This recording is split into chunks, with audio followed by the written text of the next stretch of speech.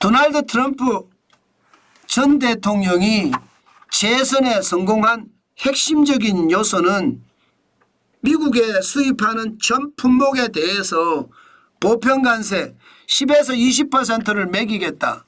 중국 제품에 대해서는 60% 이상 매기겠다. 이게 핵심 공약이었거든요. 이것 때문에 뭐 당선됐다고 해도 사실 과언이 아니에요. 그러면서 말입니다. 트럼프 대통령은 제조업이 강한 미국을 만들어야겠다. 제조업 르네상스를 확실하게 구축하겠다. 이렇게 이야기를 했거든요. 실제로 말입니다. 트럼프 대통령의 보편 관세라고 이야기하는 것은요. 이미 때렸습니다. 어디에다 때렸느냐? 뭐 여러분들 다 알고 계시잖아요.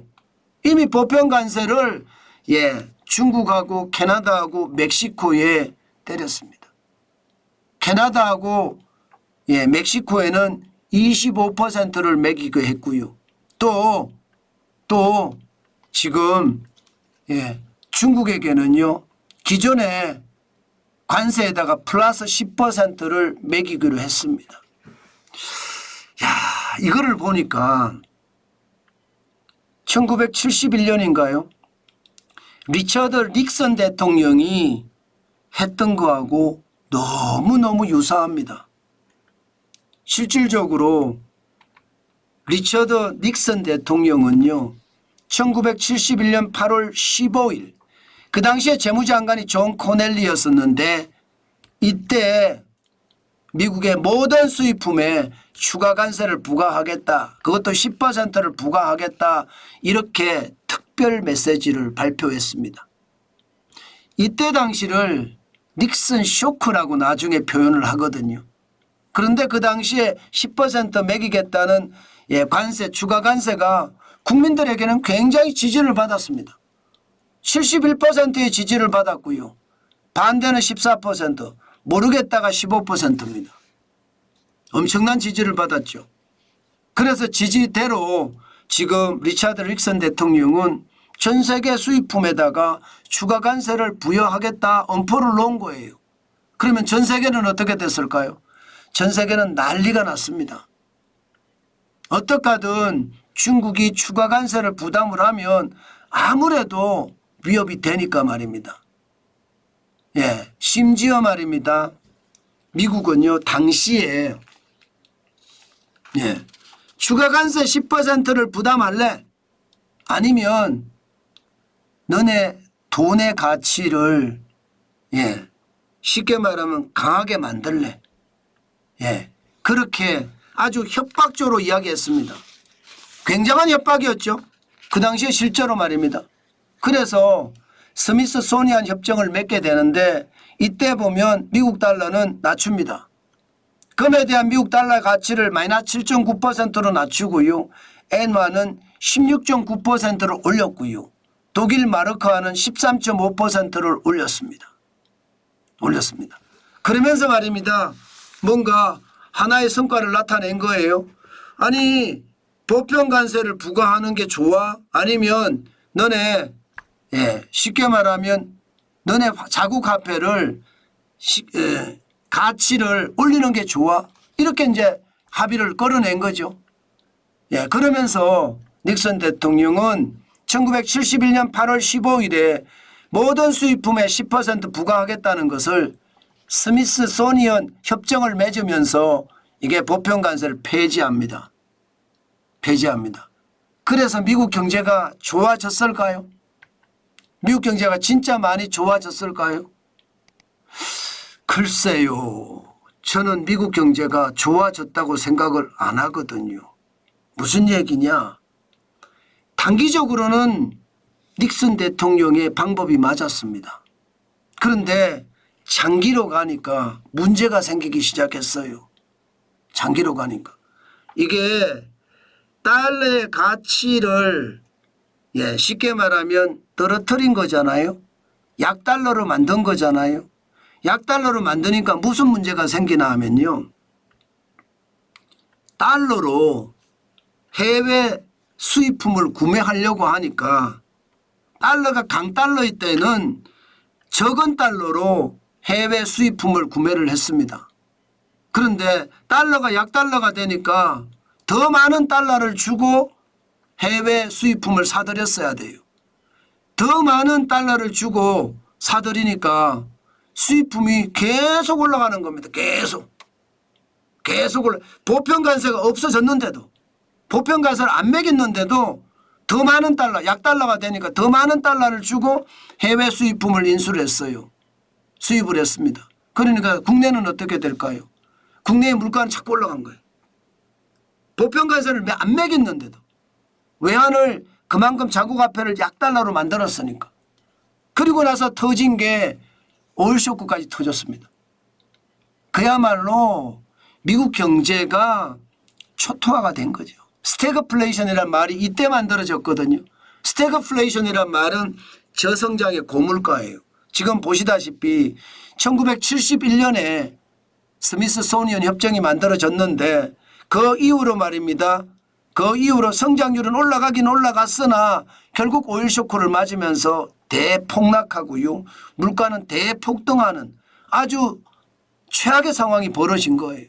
뭔가 개선이 되는 듯한 느낌을 받았습니다만은 결국은 오히려 장기적으로는 무너졌다는 뜻이에요. 사실 닉슨 대통령이 이렇게까지 강수를 둔 데는요. 미국의 수출이 박살이 났기 때문이거든요. 1964년만 하더라도 미국의 무역 수지는 70억 달러 흑자입니다. 70년에도 26억 흑자고요. 그런데 71년에 마이너스 20억 원의 적자가 나기 시작했습니다. 이 적자가 문제죠. 적자가 나니까 기본적으로 미국 사람들은 1970년대부터 다른 나라들이 환율을 조작하기 때문에 미국의 제품이 안 팔리는 거야. 그래서 환율을 조작 못하게 만들어야 돼. 그래서 환율 관찰 대상국을 지정한다든가 환율 조작국을 지정하면서 그 나라에 대해서는 특별하게 관리하기 시작을 했거든요. 그런데 알고 봤더니 그게 아닌 거예요. 그럼 뭐냐? 미국의 제품이 조악한 겁니다. 다른 사람들이 범용적으로 살만한 그런 제품은 아니라는 뜻이에요. 왜? 그 이후로도 말입니다. 무역 수지는 적자가 심하게 됐고요. 2002년을 보세요. 마이너스 4,350억 달러까지 마이너스가 되죠. 2022년이 최악이었는데 9,481억 달러의 마이너스가 됩니다. 2024년 9월 지금입니다. 지금도 벌써 6,621억 달러가 적자예요. 다시 말해서 닉슨 대통령이 과감하게 미국의 통화를 약하게 만들면서 미국의 제품 경쟁력을 키워서 전 세계에 다 팔겠다 이런 생각을 가지고 시작을 했습니다마는 결국은 실패했다는 이야기가 되는 거잖아요. 자, 그러면 여기에서 과연 도널드 트럼프 대통령은 어떻게 할까요? 일단 도널드 트럼프 대통령도 똑같이 말입니다. 현재까지는 닉슨 대통령하고 굉장히 닮은 그런 행동을 취하고 있습니다. 앞으로 어떻게 될지 모르지만 현재까지는요. 분명히 보편관세를 매기기 시작을 했습니다. 아직까지는 말로 지금은 하고 있지만 이게 결국은 보편관세를 매긴다 이렇게 이야기하거든요. 뭐 여러분들도 들어서 다 알고 계시잖아요. 지금 보편관세가 미국은 일단 가장 많이 수출과 수입을 하는 그 나라들 쉽게 말하면 미국 1등, 중국 1등, 멕시코가 2등, 캐나다가 3등이거든요. 3대 수입국에게는요. 기존 관세의 10%를 중국에게는 플러스해서 매기고요. 멕시코는 25%, 캐나다는 25%. 이렇게 매기니까 닉슨 대통령 때 시작을 했던 그 상황이 재현되는 것 아니야? 이런 생각을 진짜로 많이 하게 되는 겁니다. 물론 이게 트럼프 대통령 1기 때도 이런 일이 있었어요. 어떻게 하든 미국의 제품의 경쟁력을 가져가기 위해서 약달러로 가져가겠다 이렇게 생각한 게 있었어요.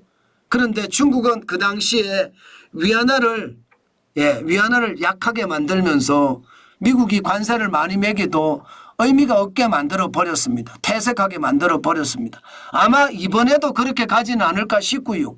또 멕시코는 지금 거세게 반발하고 있는 건 사실이잖아요. 아마 이 반발이 앞으로 어떻게 될지 저는 두고 봐야 되겠지만 결국 말입니다.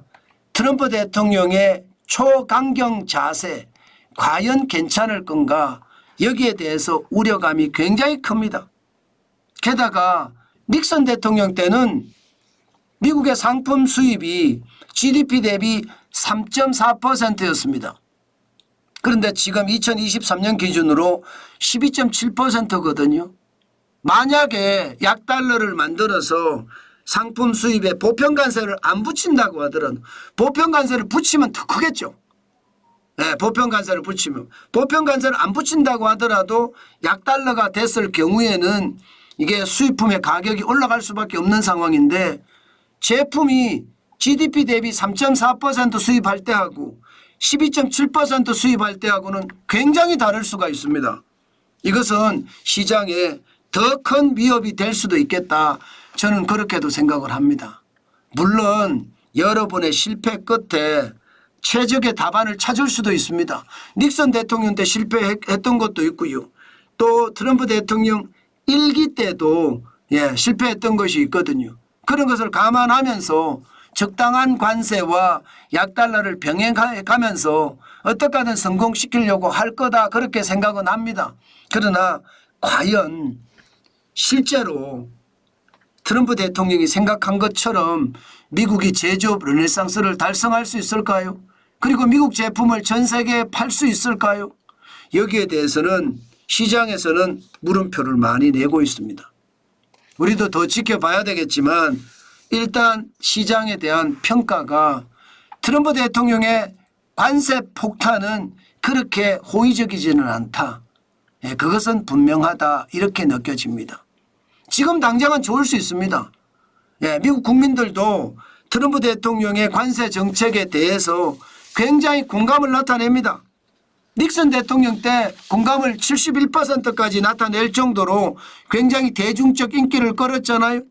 지금 트럼프 대통령 때도 마찬가지입니다. 현재 트럼프 대통령의 관세 보편 관세에 대해서는요. 적어도 52% 응답자가 긍정적이라고 답을 했습니다. 그렇게 생각을 하면 굉장하죠. 게다가 트럼프를 찍은 유권자 중에는 83%가 이를 지지하고 있습니다. 분명히 말입니다. 이게 정치적 이슈로는 굉장히 좋은 이슈예요. 그렇지만 경제적 이슈로 미국에 좋을 것인가에 대해서는 여전히 물음표고요. 닉슨 대통령 때는 분명히 실패했습니다. 이번엔 실패할까요? 성공할까요? 아마 지켜보자고요. 저는 쉽지 않을 거라고 보는 거죠. 아주 전략을 잘 쓸 텐데 전략을 잘 쓰려고 하면 제조업 르네상스를 키우고 중국이 제조업의 세계의 공장이었다면 이제 미국이 제조업의 세계의 공장이 되겠다는 이야기잖아요. 가능한 이야기인지 한번 두고 볼 일입니다. 여기에다가 불법 이민자들 100만 명 이상 추방한다고 하잖아요. 이것도 악재 중에 악재입니다. 왜 악재냐? 불법 이민자 100만 명 정도를 추방을 하게 되면 인건비가 올라갑니다. 인건비가 올라가면 그조차도 시장엔 더 위험해질 수 있는 그런 원인이 됩니다. 저는 그것까지도 감안을 해봐야 된다고 봅니다. 인플레이션의 원인이 되거든요. 안 그래도 실물의 어떤 가치가 지금 더 많이 올라가고 있는데 더 큰 위기에 봉착할 수도 있겠다. 저는 그런 생각을 해봅니다. 일단 정책은요. 어떻게 집행하느냐 또 시기를 어떻게 조절하느냐에 따라서 굉장히 달라질 수 있으니까 앞으로도 여러분들과 지켜보면서 시장 날카롭게 분석해 보겠습니다. 그만큼 미국이 앞으로 어떻게 움직일지가 우리 경제에서도 굉장히 큰 부분을 차지하기 때문에 더 고민하고 시장을 보도록 하겠습니다.